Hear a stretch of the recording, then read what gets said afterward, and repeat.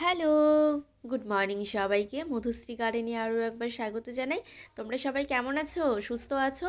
এই দেখো, আজকে আমি কিন্তু এই যে টেক্সচারটা বানিয়েছিলাম, এইখানে কিন্তু আমি বিশেষ করে বেগুন গাছ, টমেটো এসব লাগিয়েছিলাম। তার মাঝখানে মাঝখানে কিন্তু আমি কিছুটা পালং শাকও বসিয়ে দিয়েছিলাম।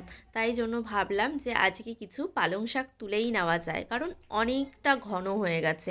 এখান থেকে যদি আমি না তুলি তাহলে আমি শীষ পালং করতে পারবো না, কারণ শীষ পালং খেতে একটু ভীষণ টেস্টি হয় ওই জন্য।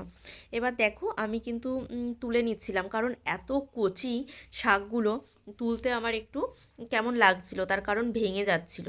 আর অল্প একটু মাটির মধ্যে তৈরি করা তো, ওই জন্য সাবধানের সাথে না তুললে পাতাগুলো ভেঙে পড়ে যাবে। আর দেখো আমার মেয়ে কেমন রাগ করছিল, জানি না কোন বিষয়ে রাগ করছিল, কিন্তু মুড অফ করে বসেছিল। তাই ওর সাথে গল্প করছিলাম, কথা বলছিলাম। আর মেয়েটা আমার সত্যিই দুষ্টু, কারণ দেখো যখন তখন দুষ্টুমি করবে, আর আমি বকলে চুপ করে গাল ফুলিয়ে বসে থাকবে। তাই দুজনে মিলে গল্প করছিলাম আর শাক তুলছিলাম। আর তাছাড়া কি বলো তো, এরকম সার ছাড়া সবজি খেতে ভালো লাগে, কারণ আমাদের শরীরের জন্য না অনেক উপকারী। কিন্তু দেখো, আমি তো চাষবাস জানি না, কিন্তু একটু একটু করার চেষ্টা করি শুধু মেয়ের জন্য, যে না ওকে যদি একটু অর্গানিক কিছু দেয়া যেতে পারে।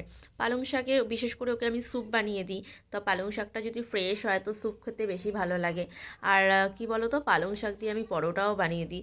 আমি চেষ্টা করি মেয়েকে সবসময় ফ্রেশ আর টাটকা সবজি খাওয়ানোর জন্য, কারণ সবজি আমাদের শরীরের জন্য অনেকটা জরুরি, অনেকটা প্রয়োজন।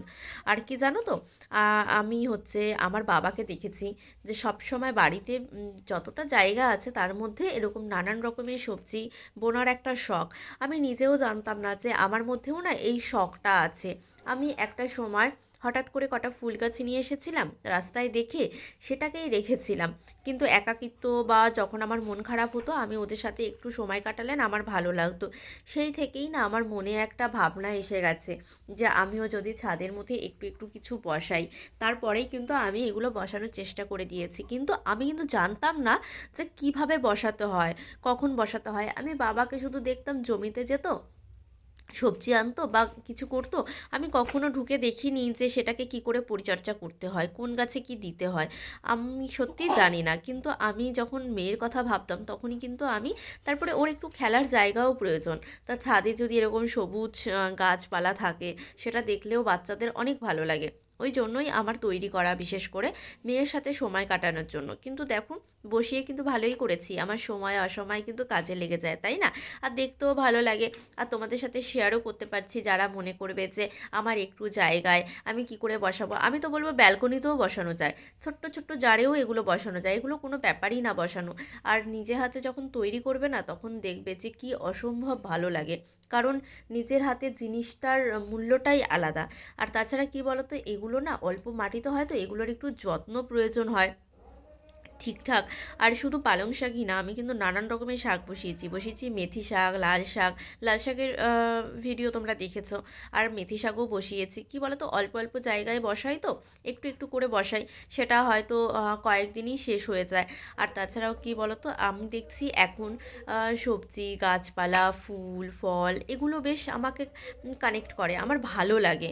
আর বিশেষ করে যখনই আমার মন খারাপ হয়, আমি না ছাদে চলে যাই। আর ছাদে একটু কাজ করতে করতে দেখি যে কখন যেন সময়টা পার হয়ে যায়। আমি সময়ের মানে এত মূল্য আমি কখনো বুঝতে পারিনি আগে, যে সময়ের এত মূল্য আছে। যত দিন যাচ্ছে তত বুঝতে পারছি যে সময়টা মানুষের কতটা জরুরি। সময়টাকে যদি ঠিকঠাক কাজে না লাগানো যায়, তাহলে মানুষ অনেক পিছিয়ে পড়ে, তাই না? তাই জন্য আমার মনে হয় সবারই কিছু না কিছু করা উচিত। আর কার কি ভালো লাগে সেটাকে বুঝতে একটু সময় লাগে, আমারও ঠিক তেমনই হয়েছে। তাই আজ এইটুখানি, বাই। তোমরা সুস্থ থেকো, ভালো থেকো।